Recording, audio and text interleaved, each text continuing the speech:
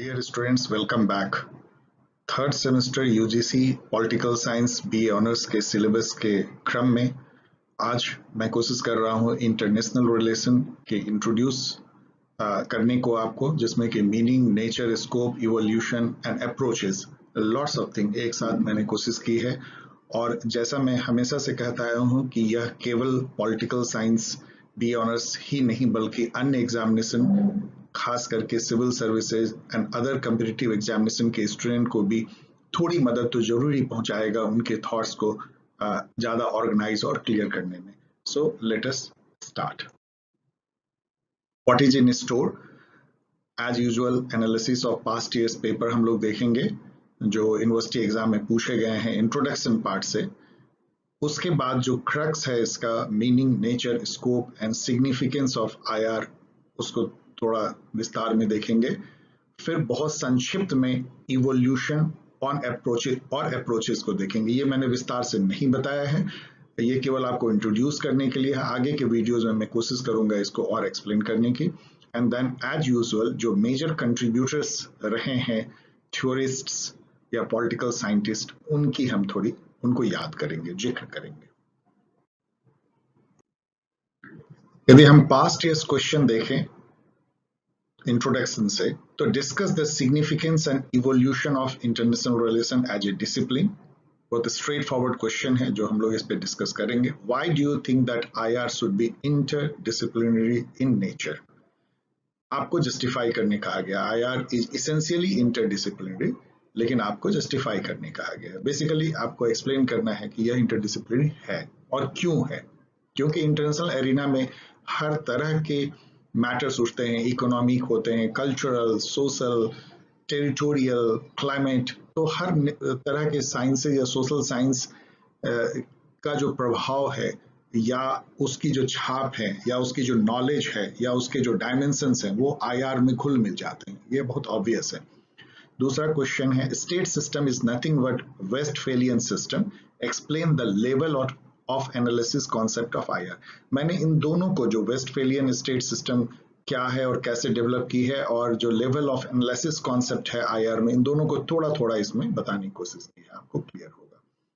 Discuss the development and significance of IR as a discipline. तो first part तो evolution है और second part significance है। दोनों मैंने थोड़ा थोड़ा कवर किया है इस वीडियो में। Discuss the nature and scope of IR. Do you think that IR should be interdisciplinary in nature?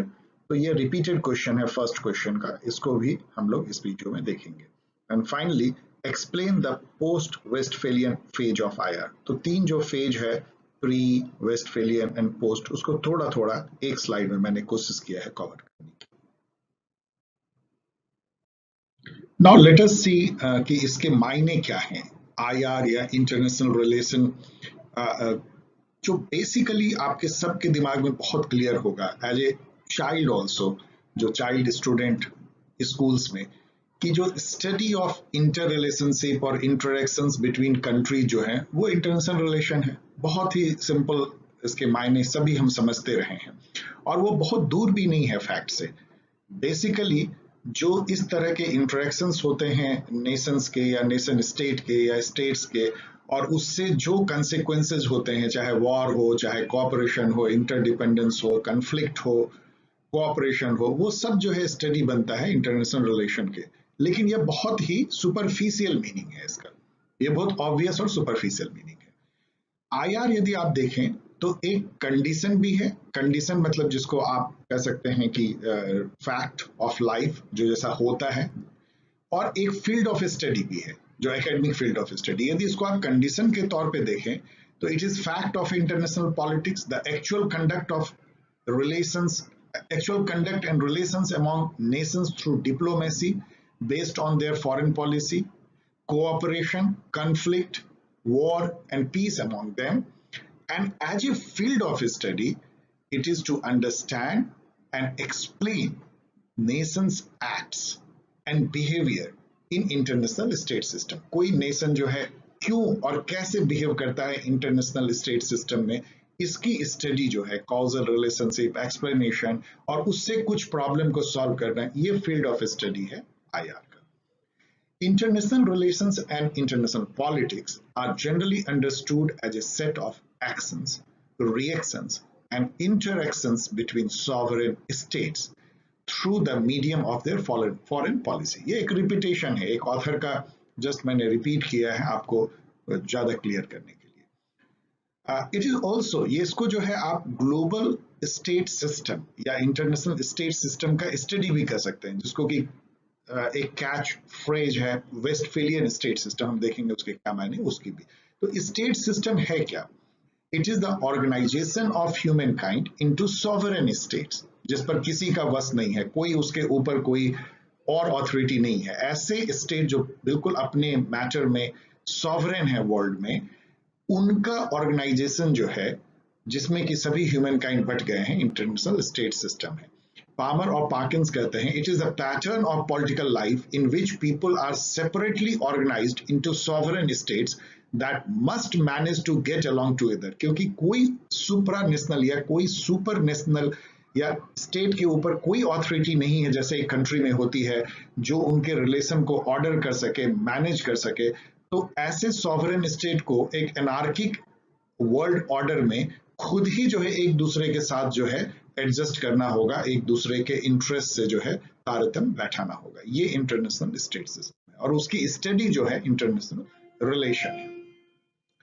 It is also study of events, phenomena, issues, organizations, structures, conflicts and cooperation beyond the boundaries of nation state. आपके या किसी भी nation state के boundary के beyond जो सारे events होते हैं, फिनोमिनास होते हैं, इश्यूज अराइज करते हैं, ऑर्गेनाइजेशंस होते हैं जो स्टेट बाउंड्री से बाहर चले आते हैं, जितने भी स्ट्रक्चर्स हैं, जो सिस्टम्स हैं, जो इंस्टीट्यूशंस हैं, और कन्फ्लिक्ट एंड कोऑपरेशन के जो इश्यूज होते हैं beyond the boundaries of nation state, वो सारे जो हैं आईआर के दायरे में आते हैं. For example, study of global conflict, violence and war जो कि स्टेट बाउंड्री से बाहर होते हैं, पीस एंड कॉपरेशन जिसपे कि आपका टोटल कंट्रोल नहीं होता, जो इंटरनेशनल एरिना में पीस एंड कॉपरेशन होते हैं like through United Nations, global trade and business जो इसेंशियली स्टेट बाउंड्री को क्रॉस करते हैं, migration, refugee issue, terrorism, global terrorism, climate change, other environmental issues, energy crisis, hunger and poverty, ये सारे जो हैं दायरे हैं स्टडी करने के लिए इंटरनेशनल रिलेशन के अंदर. अब हम इसको थोड़ा रिपीट कर देते हैं जिससे कि आपको ज्यादा क्लियर हो जाए कि क्या है ये जो डिफरेंट जो कंट्रीब्यूटर्स हैं, ग्रेट साइंटिस्ट हैं, उनके विजन से या उनके पर्सपेक्टिव से आईआर क्या है. हैंस मॉर्गेनथाउ जो कि one of the greatest contributor हैं, रियलिज्म के तो फादर हैं और आईआर के, उनके अनुसार से struggle of power among states in international system is IR. आप बाद में देखेंगे उन्होंने ऐसा क्यों कहा. ये सभी जो डेफिनेशन है वो उनके पर्सपेक्टिव से है, ये पूरा ट्रुथ नहीं है या पूरा कंटेम्प्रेरी नहीं है. जैसा उनका चश्मा है देखने का, जैसा उनका फ्रेम ऑफ रेफरेंस है, उससे उन्होंने आईआर को देखा है. हांस मॉर्गेनथाउ आपको पता होना चाहिए कि वो रियलिज्म के जनक है. रियलिज्म क्या है ये आगे हम देखेंगे. तो उनके लिए जो है struggle of power among state is nothing but the IR. तो स्टेट जो जिस तरह से एक दूसरे को डोमिनेट, बुली और अपने पावर को बढ़ाना चाहता है, उसके लिए जो कन्फ्लिक्चुअल रिलेशनशिप उनके बीच में डेवलप करता है, जो वॉर में बदल सकता है, ये सारे का स्टडी जो है आईआर है. पामर और पार्किंस को देखें, मैंने पहले भी नाम लिया, तो IR includes many other things beyond interrelationship between states, international organizations and groups. Despite keeping nation state in its center, जो main player nation state है, IR also accommodate various other relationships at upper and lower level of nation state. तो Palmer पार्किंस जो है वो state के beyond जाते हैं, non state actors और जो डिफरेंट जो लेयर्स पे जो अलग अलग ग्रुप्स एंड ऑर्गेनाइजेशन के जो इंटरेक्शन होते हैं, जो इंटरनेशनल ग्लोबल सिस्टम को अफेक्ट करते हैं, उस पर उनका फोकस है. यदि हॉफमैन की हम बात करें, स्टैनली, तो IR is concerned with those elements and events which affect foreign policies and powers of those fundamental political units which are nothing but state in which the world is divided. Quincy Wright ने ये कहा है कि IR not only organize study of relations between states but also a study of various kinds of group like nations, states, people, alliances, regions, international organizations, industrial organizations, religious, cultural organizations, etc. तो ये सभी definition जो है आपको एक scope भी बताते हैं कि कैसे जो है डिफरेंट जो ऑथर्स हैं, जो थिंकर्स हैं, वो सोचते हैं कि IR के दायरे में क्या क्या आता है और IR है क्या, किन चीजों का स्टडी है। आइए अब देखते हैं कि IR का नेचर कैसा है। अब तक जो हम लोगों ने डिस्कशन किया है, थोड़ा बहुत अंदाजा आपको जो इसके स्टडी फील्ड के जो नेचर हैं, इसकी जो मेन कैरेक्टरिस्टिक फीचर्स हैं, वो आपको समझ में आ रहा होगा, लेकिन फिर भी आइए देखें। पहला जो इसका नेचर है वो है एनार्किकल इंटरनेशनल सिस्टम। आपको पता है कि इंटरनेशनल एरिना में कोई ग्लोबल वर्ल्ड गवर्नमेंट नहीं है। यहाँ पे जो स्टेट हैं, चाहे छोटे हों चाहे बड़े हों, सभी अपने आप में सोवरेन है, उस पर किसी का कोई कंट्रोल नहीं है। यूनाइटेड नेशन या अदर ऑर्गेनाइजेशंस केवल बातचीत कर सकते हैं, समझा सकते हैं, लेकिन जो अथॉरिटी होती है, जैसे एक नेशनल गवर्नमेंट के पास होती है, जिसको कहते हैं कि कोअर्सन जो है, लीगलाइज्ड कोअर्सन की ताकत होती है, वह नहीं है वर्ल्ड में। ऐसे में जो लीगली सॉवरेन इक्वल स्टेट हैं, वो कैसे आपस में बिहेव करते हैं जहां पे कि कोई कंट्रोलिंग अथॉरिटी नहीं है, इसको एनार्किकल ग्लोबल ऑर्डर कहते हैं। पहला फीचर तो ये है। और दूसरा ये है कि स्टेट या नेशन स्टेट जो हैं, वो मेन एक्टर्स हैं इस अनार्किकल इंटरनेशनल स्टेट सिस्टम में। तीसरा है कि ये यूरोसेंट्रिज्म और इथनोसेंट्रिज्म से ग्रसित है। ये मैंने आपको बार बार कहा है कि कई सब फील्ड में कंपैरेटिव स्टडी हो चाहे अदर्स हो, ये जो फिनोमेना है कि जो चीजें हैं वो यूरोप से निकली हैं, खास करके वेस्टर्न यूरोप से, जैसे IRB जिसको वेस्टफेलियन स्टेट सिस्टम बोलते हैं, उसको इंटरनेशनल स्टेट सिस्टम मान लिया गया। जो वहाँ का जो थॉट प्रोसेस था, जो कल्चरल जिसको बोलते हैं इथोस हैं, जो कल्चरल सेटिंग है, उसके चश्मे से, उसके नजरिए से पूरी दुनिया को देखना, पूरी दुनिया के सिस्टम को देखना, उसके स्टेट के एक्शंस को अपने ही नजरिए से देखना, वेस्टर्न जो कल्चरल आप कह लीजिए पर्सपेक्टिव है या जो नजरिया है, ये इथनोसेंट्रिज्म कहलाता है। तो यूरोसेंट्रिज्म और इथनोसेंट्रिज्म से ग्रसित रहा है। इसके अलावा ये मल्टी डिसिप्लिनरी है। आपको पता है कि वर्ल्ड फिनोमेना को समझने के लिए जो अदर सब्जेक्ट मैटर हैं, खास करके इकोनॉमिक्स, ज्योग्राफी, जो कि climate change and environmental phenomena को समझने के लिए जरूरी है। इसके अलावा हिस्ट्री, साइकोलॉजी जो एनालिसिस के लिए, सोशियोलॉजी और कई अन्य जो साइंस हैं वो जो है इम्पॉर्टेंट है। इसलिए मल्टी डिसिप्लिनरी है, क्योंकि उसका जो असर पड़ता है वर्ल्ड फिनोमेना को समझने के लिए, ये मल्टी थ्योरेटिकल है। हम लोग आगे देखेंगे कितने ही थ्योरेटिकल इसके जो है अप्रोचेस हैं। और बिहेवियरलिज्म ने इसको बहुत अफेक्ट किया है, जैसे कि हर पॉलिटिकल साइंस के सब फील्ड को अफेक्ट किया है। यहाँ पे ये होता है कि स्टेट के बिहेवियर की तुलना ह्यूमन के बिहेवियर से की जाती है। जिस तरह से माना जाता है कि जंगल में एनार्किक जब ऑर्डर होता है तो ह्यूमन फियरफुल होता है, सेल्फ प्रिजर्वेशन, और उसका बिहेवियर जो है वो ब्रूटिस हो जाता है, अपने को बचाने के लिए वो कुछ भी कर सकता है। उस टाइप का नेचर जो है एनार्किक वर्ल्ड ऑर्डर में स्टेट का होता है। तो ये बिहेवियरलिज्म बहुत ही ज्यादा इफेक्ट करता है। इसके अलावा ह्यूमन के अदर जो वर्चुअस बिहेवियर हैं, उससे भी लिबरलिज्म और न्यू लिबरलिज्म उसको ले करके आगे बढ़ते हैं। लेकिन कंटेम्प्रेरी वर्ल्ड में भी हम देखें तो इसका नेचर बहुत बदल रहा है IR का। Now increasing roles of non state actors हो गए हैं। Supra national organization like United Nation, European Union, इन सब का जो है स्टडी जो है बहुत इंपॉर्टेंट हो गया है। NGOs का भी। Locus is shifting from Europe and North America to Asia and third world countries. तो यूरोसेंट्रिज्म से निकल रहा है ये। Focus is shifting from inter state war and security, जो बहुत प्राइमोर्डियल कंसर्न था, उससे निकल करके ये इंटरडिपेंडेंस एंड कोऑपरेशन की तरफ बढ़ रहा है to tackle environmental degradation, climate change, terrorism and violence, hunger and poverty, energy security, epidemic, human rights and all मुद्दे जो कि एक ग्लोबल कम्युनिटी को अफेक्ट करते हैं, जो शेयर्ड प्रॉब्लम है, उनको टैकल करने के लिए अधिक से अधिक यह सब्जेक्ट यूज किया जाता है, उसको समझने के लिए, उसके सॉल्यूशन ढूंढने के लिए।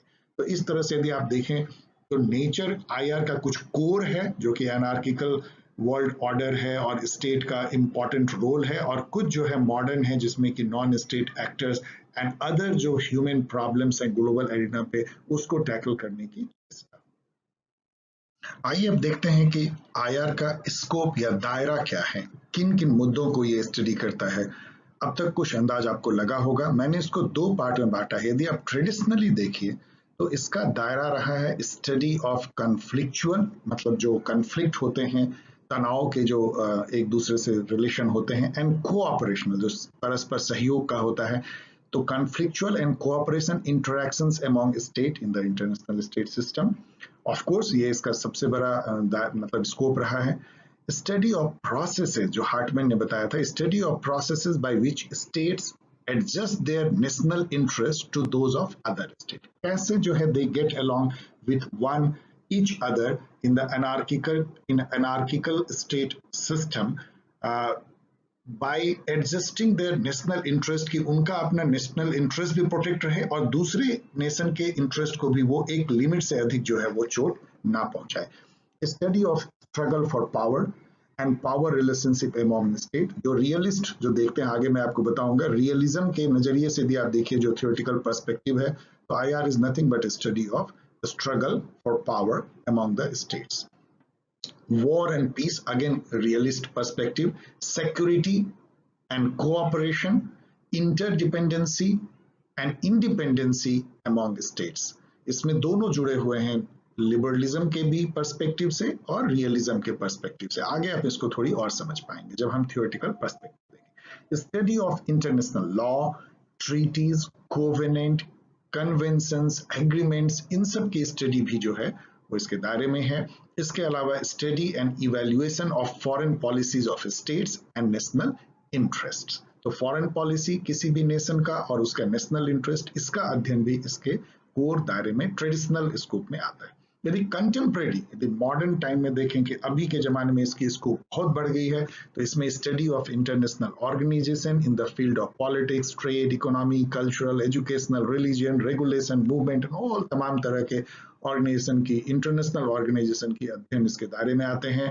Study of international economic system, free trade and commerce, economic liberalisation, globalisation particularly जिसने कि पूरी तरह से आईआर के स्कोप को बदल डाला है, ये अब इसके दायरे में आते हैं। Study of non state actors, मैंने कहा बढ़ती जा रही है, जैसे civil societies, NGOs, social movements, social phenomena such as human rights, epidemic, environmental issues such as climate change, terrorism, migration, refugees, poverty, hunger, ये सारे इसके दायरे में आने लगे हैं। तो हम देख सकते हैं कि कंटेम्प्रेरी इंटरनेशनल रिलेशन एम्ब्रेस, मतलब अपने दायरे में ले लेता है the whole gamut of diplomatic history, international politics, international organisation, international law and area studies aimed at understanding and solving problems and conflicts of shared global communities separated by boundaries of nation state। तो बहुत obvious है कि जो world community है वो तो different जो nation state के टेरिटरी में बंधी हुई है उससे सेपरेटेड है, उससे बाहर नहीं निकल पाती है बिना वीसा और पासपोर्ट के, लेकिन उनकी प्रॉब्लम्स जो है शेयर्ड है। जब एपिडेमिक फैलता है, जब टेररिज्म होती है, जब क्लाइमेट चेंज होता है, तो वो किसी स्टेट के बाउंड्री से बंधा हुआ नहीं होता है। तो कैसे हम जो है स्टेट के बाउंड्री से बंधे होने के बाद भी एज ए ग्लोबल कम्युनिटी अपने जो प्रॉब्लम है, शेयर्ड प्रॉब्लम, ग्लोबल प्रॉब्लम, उसको सॉल्व करते हैं, उसकी स्टडी, अंडरस्टैंडिंग उन फिनोमेना की अब इसके पूरे दायरे में, आईआर के दायरे में।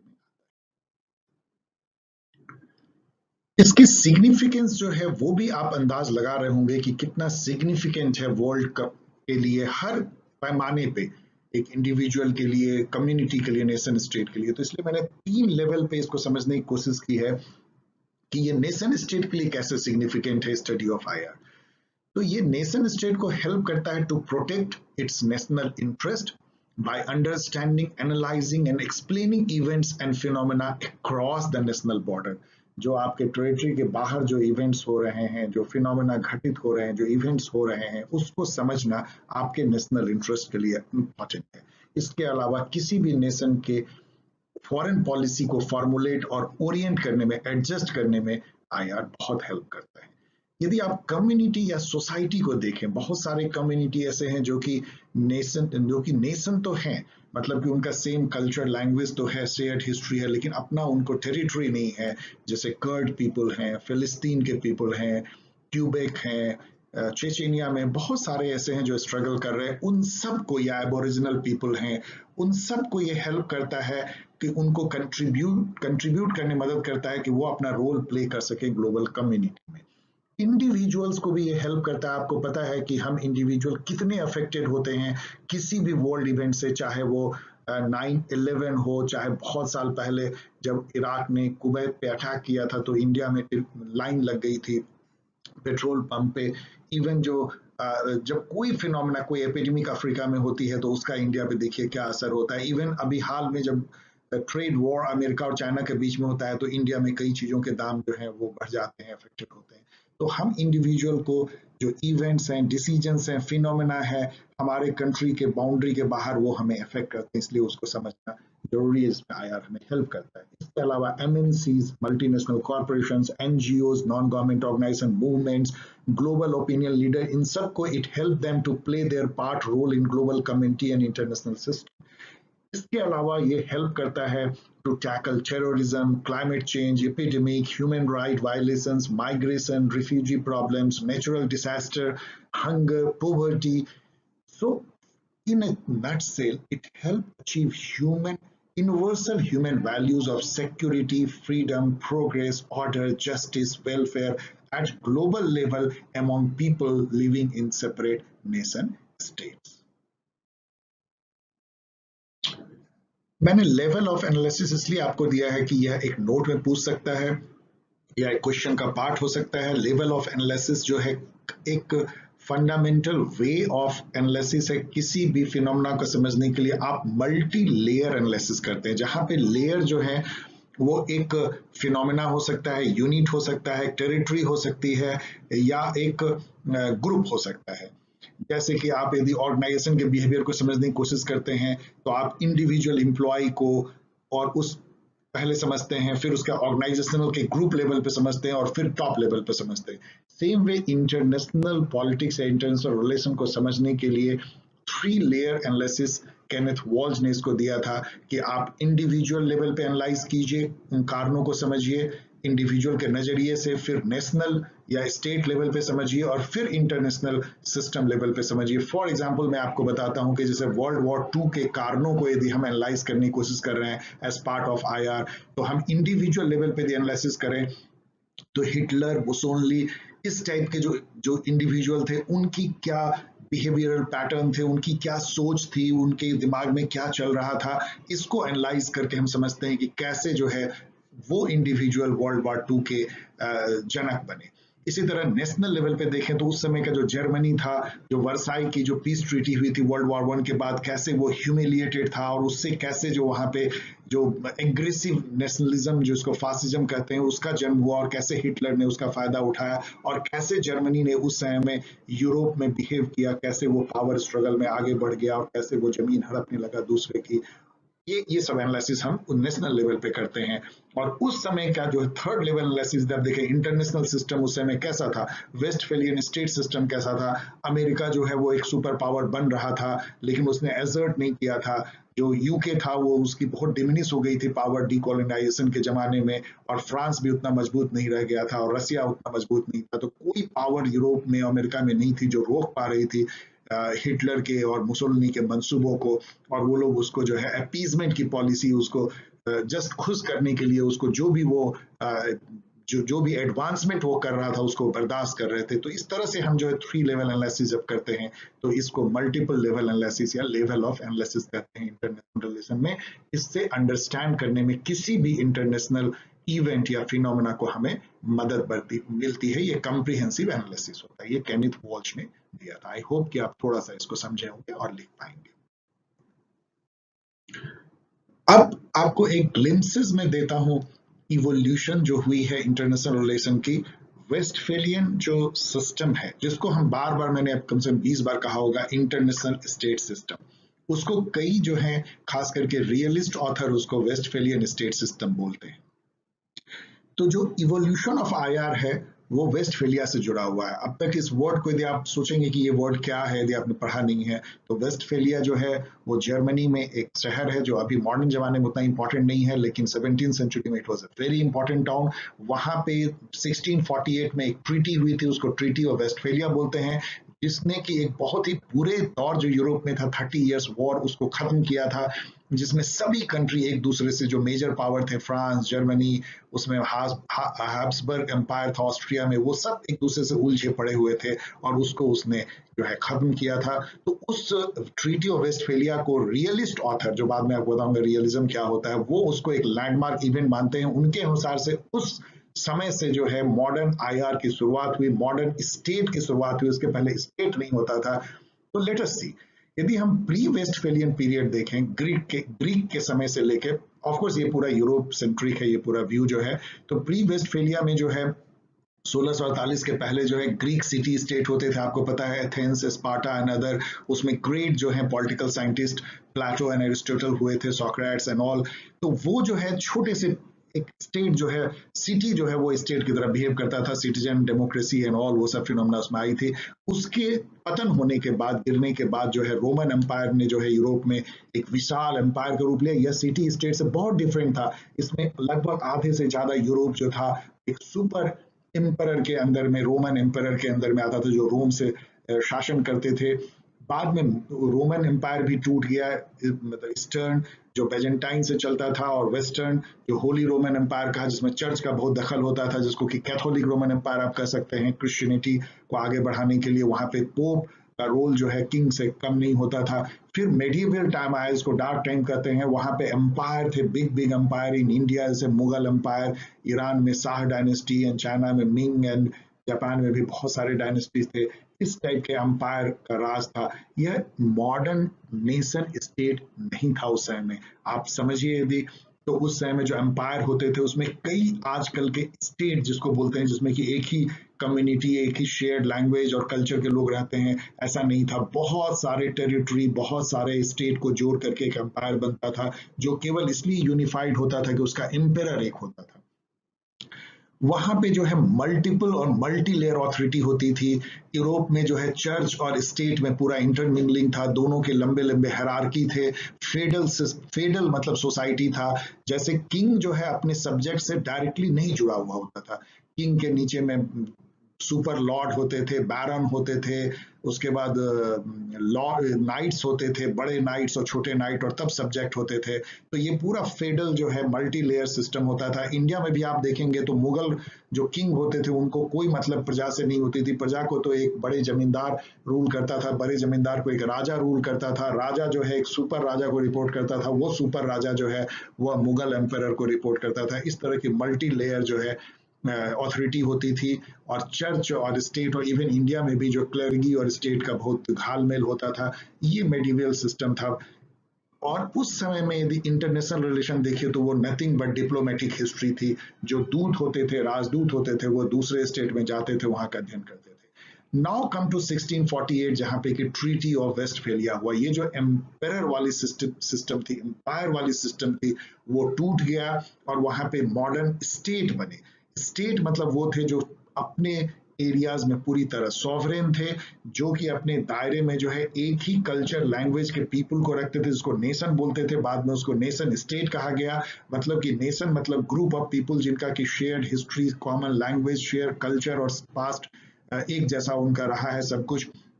और ये स्टेट को सॉवरेन माना गया, उनको सॉवरेंटी दी गई, डिप्लोमेटिक रिलेशन वो बना सकते थे, उनको लीगल इक्वलिटी दी गई, नॉन इंटरवेंशन का प्रिंसिपल अपनाया गया कि कोई स्टेट दूसरे स्टेट के मामले में दखल नहीं देगा, और बैलेंस ऑफ पावर मेंटेन करने के लिए सिस्टम बनाया गया, इंटरनेशनल सिस्टम, जिससे कि कोई स्टेट हेगोमनी बिहेव ना कर सके।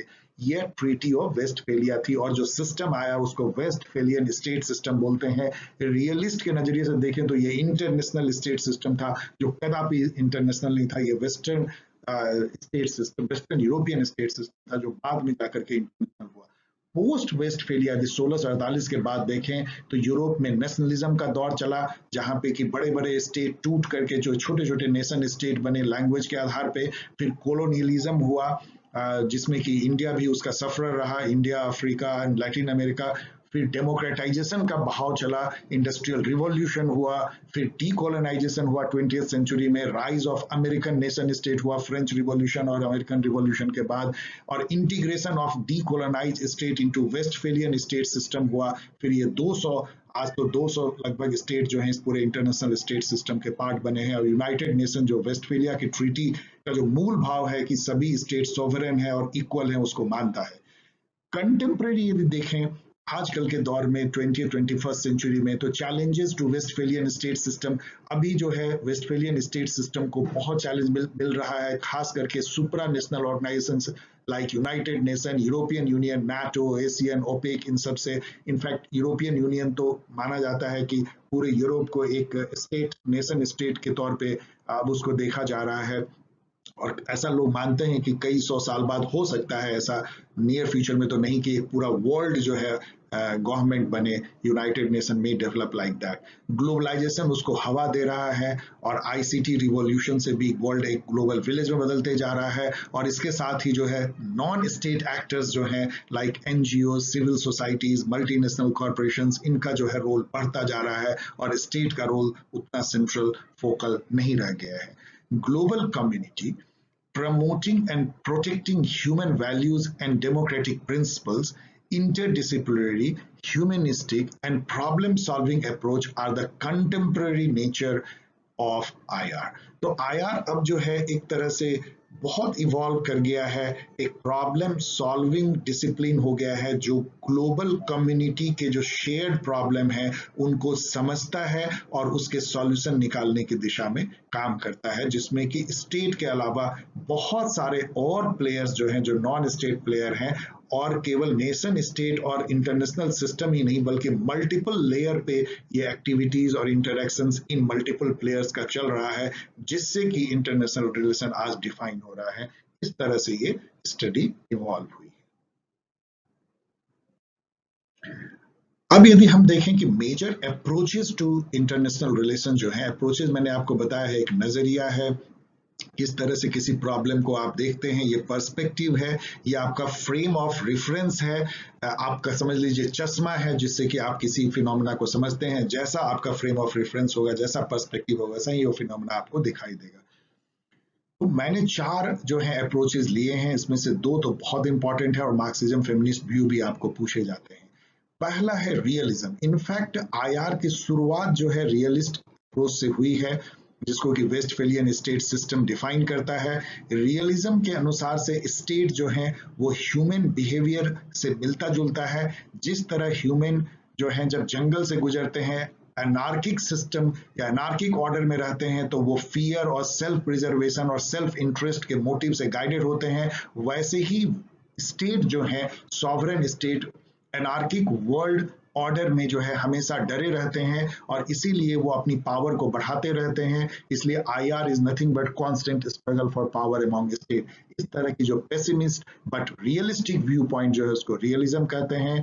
जो ग्रीक जो एंशिएंट हिस्टोरियन थे थ्यूसिडाइडस, वो इसके जनक माने जाते हैं। इसके अलावा हांस मॉर्गनथाउ, जो कि जिसका मैंने कई बार नाम लिया, जो फादर ऑफ मॉडर्न आईआर भी कहलाते हैं, वो क्लासिकल रियलिज्म के जनक हैं। एंड केनेथ वॉल्ज जो है नियो रियलिज्म के जनक माने जाते हैं। नियो रियलिज्म जहाँ की ह्यूमन बिहेवियर से इक्वेट स्टेट बिहेवियर को ना करके जो anarchic state international state structure है, जो ये इंटरनेशनल स्टेट सिस्टम का जो स्ट्रक्चर है उसके चलते स्टेट कैसे जो है बिहेव करते हैं, इस पर ज्यादा जो है फोकस होता है। लिबरलिज्म और आइडियलिज्म जो है एक कंपीटिंग अप्रोच है रियलिज्म से, जिसमें आप जानते हैं कि लिबरलिज्म से गाइडेड होगा, जिसमें कि फोकस जो है interdependence and cooperation among states है by way of international organization like UN, free trade and commerce and democracy. तो इन सब एस्पेक्ट को वो ज्यादा फोकस करता है। UN, WTO, free trade and commerce, democracy, सब मिल करके एपेडेमिक से लड़ना, हंगर से लड़ना, और वॉर एंड सिक्योरिटी को वो थोड़ा जो अंडरमाइन करता है। Most of the time state इसके अनुसार से बिहेव करता है रैशनली एंड रिस्पॉन्सिबली, और इसमें जो है ह्यूमन का जो बिहेवियर है ये भी उससे कंपेयर करता है, लेकिन ह्यूमन बिहेवियर को वर्चुअस मानता है, रीजन मानता है, रैशनल मानता है, और स्टेट को भी वैसा ही मानता है। इमैनुअल कांत जो है वो क्लासिकल लिबरलिज्म के जनक हैं, एंड जो मॉडर्न लिबरलिज्म है, नियो लिबरलिज्म, उसको माना जाता है कि उसको propound Robert O Keohane and Joseph S Nye ने किया। मार्क्सिज्म जो है it visualizes international system as exploitative capitalist design. ये कहता है कि ये क्लास स्ट्रगल है जहां पे कि जो कैपिटलिस्ट क्लास जो कोर स्टेट के हैं, कोर स्टेट वो कहता है वेस्टर्न यूरोप और नॉर्थ अमेरिका के पावरफुल स्टेट को, वहां के जो कैपिटलिस्ट क्लास हैं वो नेक्सस बनाते हैं elite class of peripheral state के, जो थर्ड वर्ल्ड स्टेट हैं, और ये दोनों जो कैपिटलिस्ट क्लास हैं वो मिल करके दोहन करते हैं, एक्सप्लॉइट करते हैं मासेस को थर्ड वर्ल्ड कंट्री के, और उसके नेचुरल वेल्थ जो पेरिफेरियल स्टेट का है उसको ये लूटते हैं। और इन सब में जो स्टेट जो है it act as a instrument to help the capitalist class. तो ये क्लास के नजरिए से जो है, और कैसे जो है कोर कैपिटलिस्ट क्लास जो है एक नेक्सस बनाता है इलीट क्लास और पेरिफेरियल स्टेट के, इसको मार्क्सिज्म इस नजरिए से आईआर को देखता है। फेमिनिस्ट व्यू में it traces the link of exploitative and self-interested nature of IR, जहां पे सभी स्टेट पावर स्ट्रगल में है, to gender inequality and domination by man. तो इनका कहना है कि इन सारे जो ब्रूटिस जो बिहेवियर है स्टेट का, जो है पावर स्ट्रगल, लड़ना, वॉर, वायलेंस और सिक्योरिटी थ्रेट, ये सब जो है जेंडर डिस्क्रिमिनेशन जो है और जेंडर इनइक्वलिटी जो है और डोमिनेशन बाय मैन जो है, इन सब का फंक्शन है, उसका प्रतिफल है। तो इस नजरिए से जब देखते हैं तो ये फेमिनिस्ट व्यू है। आई होप कि आप थोड़ी बहुत समझे होंगे, आगे के वीडियोस में हम इसको और विस्तार में चर्चा करेंगे। फाइनली यदि हम देखें कुछ प्रोमिनेंट कंट्रीब्यूटर्स की, तो हांस मार्गनथाउ का मैंने बार बार जिक्र किया है। ये जर्मन थे, इनको फादर ऑफ मॉडर्न आयर कहा था। इन्होंने लिखा था पॉलिटिक्स अमॉन्ग नेशन 1948 में। रियलिस्ट स्कूल के थॉट के ये जनक हैं, और इनके अनुसार से IR is nothing but struggle for power among nation state. Thucydides मैंने बताया है कि ये father of realism and scientific history माने जाते हैं। उनका जो मेलियन डायलॉग है, ये मैंने आपके लिए जस्ट नेट पे जाके पढ़ा था, बट यहाँ एक्सप्लेन नहीं कर पा रहा हूँ, लेकिन इतना ब्यूटीफुल है कि रियलिज्म क्या है उसको एक्सप्लेन करते हैं। जहाँ की मेलियन एक बहुत टाइनी सा स्टेट है, और उसकी जो है एथेंस से जो है डायलॉग हो रही है, जहाँ एथेंस बोलता है कि तुम बेवकूफ हो, तुमको रियलिस्ट होना चाहिए, तुम सरेंडर कर दो। और मेलियन कहता है नहीं, ये मोरल और इथिक्स के अगेंस्ट है, हम तो न्यूट्रल है, हम तुमसे वॉर करेंगे, चाहे हार जाए चाहे जीत जाए। तो उसको थ्योसिडाइडस बोलता है कि ये तो बेवकूफी है। तो रियलिज्म ये कहता है कि यदि मान लीजिए अमेरिका अफगानिस्तान पे 2001 के बाद चढ़ाई कर रहा है, तो अफगानिस्तान को सरेंडर करना चाहिए, लड़ने का कोई मतलब नहीं है, because there was no chance कि अफगानिस्तान अमेरिका से जीत पाएगा। सो रियलिस्ट अप्रोच जो है इसको कहते हैं। देन केनिथ वॉल जो है, he gave neo realism level of analysis, जो मैंने आपको बताया। नियो रियलिज्म मैंने आपको बताया है कि वो जो एनार्किक वर्ल्ड सिस्टम का स्ट्रक्चर है उस पर ज्यादा फोकस करता है, ना कि स्टेट के बिहेवियर को जो ह्यूमन नेचर से मिलता जुलता है, जो क्लासिक रियलिज्म में लेता है। He wrote man, the state and the war and theory of international politics, one of the most influential political scientists in the arena of international relations, Kenneth Walsh. And finally मैंने लिया है Robert O Keohane and Joseph S Nye. मैंने आपको बताया है कि they are founder of neo-liberalism. So student, let us sum up this very long discussion on the introduction to international relation. मैंने 5-6 point आपके लिए जुटाए हैं, जो कि मुझे लगता है कि एक बार आपको फिर रिविजिट करने से ज्यादा याद रहेगा। First, traditionally IR is study of interactions and interrelations between sovereign states in the international state system, but only traditionally। ये जो definition है ये traditional है। However, its nature and scope has underwent significant changes and expansion in the era of globalization. बहुत बदल गया है, आपको पता है क्या क्या बदल गया है। Now focus is shifting from state to non-state actors, decentralized and decentered interactions among multiple players, NGOs, MNCs, global opinion leader and all, in the more dynamic global system, जो केवल इंटरनेशनल स्टेट से नहीं बना है, बहुत सारे और चीजों से बना है। Realism, liberalism, Marxism and feminism provide major theoretical perspectives to study IR. We have seen realism के चश्मे से देखें तो IR is nothing but a struggle for power between state, liberalism जो है it focuses on interdependence and cooperations among the democratic states.